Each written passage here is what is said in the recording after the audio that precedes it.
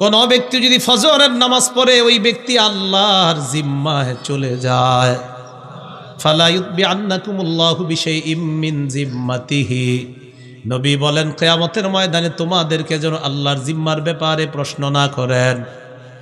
এর মানে কোন ব্যক্তি যদি ফজর পড়ে ওই ব্যক্তি আল্লাহর জিম্মায় চলে যায়, কিয়ামতের ময়দানে যেন আল্লাহ বলেন এই প্রশ্ন না করে, আমার অমুক বান্দা ফজর পড়লো, তুমি কেন তার উপর জুলুম করলা?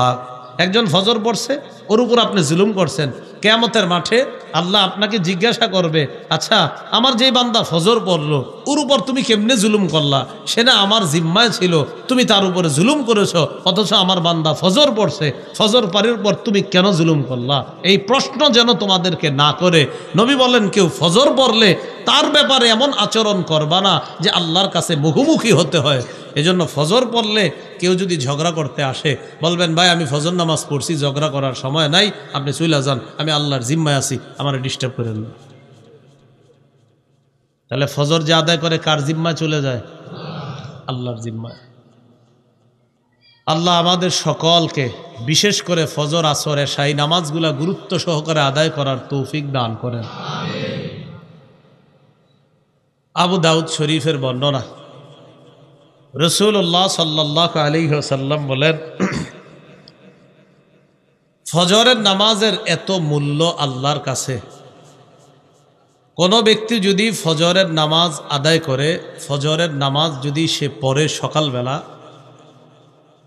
বুখারীতেও আসছে, মুসলিম শরীফেও আসছে যে ফজরের নামাজ যে আদায় করবে এটা কি অন্ধকারে হাইটা যাওয়া লাগে কিনা বলেন? এশার নামাজ অন্ধকারে হাইটা যাইতে হয় কিনা?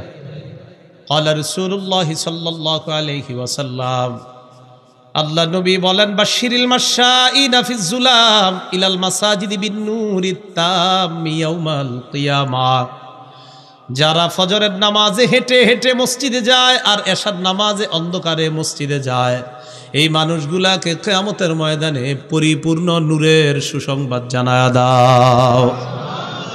অন্ধকারে হাইটা ফজর আর এশায় মসজিদে যায়, এদেরকে নূরের সুসংবাদ জানায়া দাও। লোকমান হাকিম তার সন্তানরে কয়, ইয়া বুনাইয়া আকিমিস সালাহ, তুমি নামাজ কায়েম করবা। একটু পরে আমরা যারা ঘুমাবো, সহিহ বুখারীর বর্ণনা, ওই দিকের আওয়াজটা কমান ভাই।